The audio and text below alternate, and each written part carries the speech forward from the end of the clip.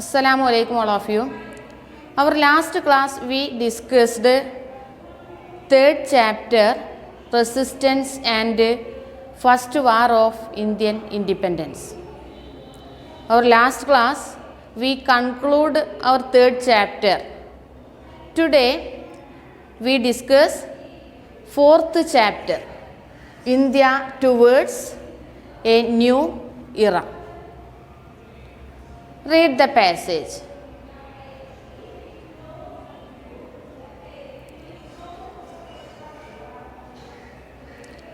What you have understand from this passage? This passage described a social evil about sati existed in 17th century in India. അതിൽ സതി എന്ന ഒരു സാമൂഹ്യ ദുരാചാരത്തെ കുറിച്ചിട്ടാണ് ആ പാസേജിൽ പറയുന്നത് അല്ലേ. ഒരു ശവം കൊണ്ടുപോവുകയാണ്, ഒരു ശവസംസ്കാര ചടങ്ങാണ് ചിത്രത്തിൽ കാണിച്ചിട്ടുള്ളത്. അപ്പോൾ അതിൻ്റെ പ്രത്യേകത എന്താ വെച്ചാൽ ധാരാളം ആളുകളോട് കൂടിയിട്ടാണ് ആ ശവം കൊണ്ടുവരുന്നത്. അതിലൊരു പ്രധാന വ്യക്തിത്വത്തെ പരിചയപ്പെടുകയാണ്. ആരായിരുന്നു അവർ? കേവലം 10 വയസ്സ് മാത്രം പ്രായമുള്ള ഒരു പെൺകുട്ടിയാണ്. മരിച്ച ആളുടെ ഭാര്യയാണ് അവർ 3 വട്ടം ചിതയ്ക്ക് ചുറ്റും വലം വെച്ചതിന് ശേഷം ചിതയിലേക്ക് കയറിയിരുന്ന് തൻ്റെ ഭർത്താവെന്ന് പറയുന്ന ആളുടെ ശിരസ് മടിയിലേക്ക് എടുത്തു വെച്ചു. അതിനുശേഷം നെയ്യും എണ്ണയും സുഗന്ധദ്രവ്യ വസ്തുക്കളുമൊക്കെ അവളുടെ മുകളിലൂടെ വർഷിച്ച് അങ്ങനെ ചിതയ്ക്ക് തീ കൊടുക്കുകയാണ്. അപ്പോൾ ഇത് എന്തിനെക്കുറിച്ചാണ് പറയുന്നത്? 17-ാം നൂറ്റാണ്ടിൽ ഇന്ത്യയിൽ നിലവിലുണ്ടായിരുന്ന സതി എന്ന ഒരു സാമൂഹ്യ ദുരാചാരത്തെ കുറിച്ചിട്ടാണ് ഇത് പറയുന്നത്. So many social evil existed in India during that period like sati, such as first one, child marriage, prohibition on widow remarriage, human sacrifice, female infanticide, last one slavery. ഇതാണ് ചൈൽഡ് മാരേജ്, ശൈശവ വിവാഹം. Second one, prohibition on widow remarriage, വിധവ പുനർവിവാഹ നിരോധനം. Human sacrifice, നരബലി. Female infanticide, പെൺ ശിശുഹത്യ. Slavery, അടിമത്വം. ഇത്തരത്തിലുള്ള ധാരാളം സോഷ്യൽ ഈവിൾസ് ഇന്ത്യയിൽ 17th സെഞ്ച്വറിയിൽ നിലനിന്നിരുന്നു. അപ്പോൾ അതിനെതിരെയുള്ള സോഷ്യൽ റിഫോം മൂവ്മെൻറ്റ്, സാമൂഹ്യ പരിഷ്കരണ പ്രസ്ഥാനങ്ങളെ കുറിച്ചിട്ടാണ് നമുക്ക് പഠിക്കാനുള്ളത്. Several reform movements came up in the 19th century to fight against these evil practices. Social consciousness that developed due to English education and rational thinking led to the reform movement. The protest against the evil customs and superstitions, freedom of education, freedom of women, spread of education and sense of pride on Indian culture were the common features of these movements. Now let us discuss with the important reformation movement and leaders who initiate them. അപ്പോൾ ഇത്തരത്തിലുള്ള സാമൂഹ്യ ദുരാചാരങ്ങൾക്കെതിരെ ഉള്ള ഒരു പരിഷ്കരണ പ്രസ്ഥാനങ്ങളാണ് നമുക്കിതിൽ പഠിക്കാനുള്ളത്. അപ്പോൾ ഇത്തരത്തിലുള്ള ഈ പരിഷ്കരണ പ്രസ്ഥാനങ്ങൾ വരാനുണ്ടായ കാരണം യുക്തിചിന്തയും അതുപോലെ ഇംഗ്ലീഷ് വിദ്യാഭ്യാസത്തിൽ അധിഷ്ഠിതമായ സാമൂഹ്യ ബോധവുമാണ് ഇത്തരത്തിലുള്ള റിഫോം മൂവ്മെൻറ്റ്സിലേക്ക് നയിച്ചത്. അതുപോലെ അന്ധവിശ്വാസങ്ങളോടും അനാചാരങ്ങളോടുമുള്ള എതിർപ്പ്, സ്ത്രീ വിദ്യാഭ്യാസം, വിദ്യാഭ്യാസത്തിൻ്റെ വ്യാപനം, അതുപോലെ ഇന്ത്യൻ സംസ്കാരത്തോടുള്ള അവബോധം മുതലായവ ഇത്തരം സാമൂഹ്യ പ്രസ്ഥാനങ്ങളുടെ പൊതു സവിശേഷതകളായിരുന്നു. The protest against the evil customs and superstitions, freedom of women, spread of education and a sense of pride on Indian culture were the common features of these social reform movements. Today we discuss with the important reform movements and leaders who initiate them. ഇത്തരത്തിലുള്ള reformation മൂവ്മെൻറ്റിന് നേതൃത്വം കൊടുത്ത വ്യക്തികളെയും അവരുടെ പ്രസ്ഥാനങ്ങളെയുമാണ് ഏതാനും വ്യക്തികളെയും അവരുടെ പ്രസ്ഥാനങ്ങളെയുമാണ് നമുക്ക് ഈ ക്ലാസ്സിൽ പഠിക്കാൻ. അതിൽ ഫസ്റ്റ് വണ്ണായിട്ട് പഠിക്കാനുള്ളത് Rajaram Mohan Roy. Rajaram Mohan Roy, he is known as the father of Indian renaissance. Rajaram Mohan Roy, who gained Western education and strongly condemned the evil practice like sati and child marriage that prevailed in India. His campaign against sati persuaded Lord William Bentinck, the Governor General, to abolish sati. He founded Brahma Samaj to propagate his ideology and gave the message that the ideals of all religions are same. He strongly believed the caste system to be the major source of disparity in Indian society. So he is known as the father of Indian Renaissance. അത്തരത്തിലുള്ള reformation മൂവ്മെൻറ്റിൽ നമ്മൾ ആദ്യം പഠിക്കുന്നത് രാജാറാം മോഹൻ റോയെ കുറിച്ചിട്ടാണ്.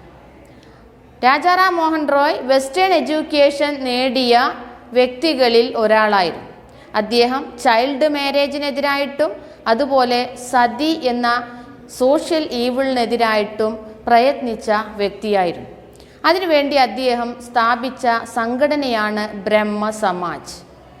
He founded an organization for the propagation of his ideology as Brahma Samaj. Then he strongly believed that caste system to be the major source of disparity in India.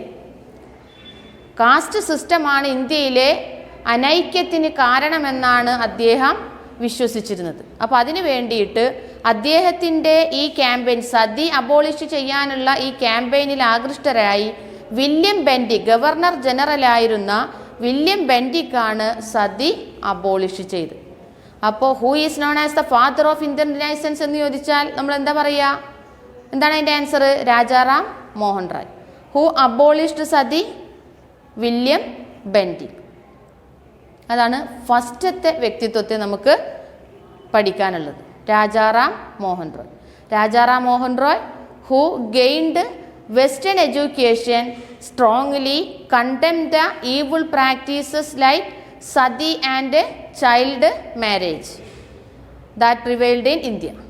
His campaign against sati persuaded lord William Bentinck to abolish sati. He founded Brahma Samaj to propagate his ideology and gave the message that the ideals of all religions are basically same. He strongly believed that caste system to be the major source of disparity in Indian society. That is first one. The second person is Swami Dayananda Saraswati. Swami Dayananda Saraswati was the leader of the Indian Renaissance who attacked the caste systems and idol worship, condemned idol worship. അദ്ദേഹം caste system, ജാതി വ്യവസ്ഥയെയും Idol worship, വിഗ്രഹാരാധനയെയും എതിർത്തു. To propagate his ideology, he founded organizations as Arya Samaj. That is second person, Swami Dayananda Saraswati. Swami Dayananda Saraswati was the leader of the Indian Renaissance who attacked the caste systems and condemned idol worship. To propagate his ideology, he founded organizations as Arya Samaj. Then third one, Jyotirao Phule. Jyotirao Phule condemned caste systems and promoted widow remarriage. ജാതി വ്യവസ്ഥക്കെതിരായിട്ടും അതുപോലെ വിധവാ വിവാഹത്തെ പ്രോത്സാഹിപ്പിക്കുകയും ചെയ്ത ആളാണ് Jyotirao Phule. He argued that free and compulsory education should be provided to children up to 12 years and gave primary concern to the education of the weaker sections and women. For this purpose, he founded an organization, Satya Shodak Samaj. ജാതി വ്യവസ്ഥയെ എതിർക്കുകയും വിധവാ വിവാഹത്തെ പ്രോത്സാഹിപ്പിക്കുകയും ചെയ്ത വ്യക്തിത്വമാണ് ജ്യോതിറാവ് ഫൂലെ. 12 വയസ്സ് വരെയുള്ള കുട്ടികൾക്ക് free and compulsory education provide ചെയ്തു. അതോടൊപ്പം തന്നെ he should be gave primary concern to the education of weaker sections and women. സ്ത്രീ വിദ്യാഭ്യാസത്തെയും അതുപോലെ വീക്കർ സെക്ഷൻ എഡ്യൂക്കേഷനെയും മോട്ടിവേറ്റ് ചെയ്ത വ്യക്തിത്വമാണ് Jyotirao Phule. For the propagation of his ideology he founded an organization as Satyashodhak Samaj. What you have understand today's class?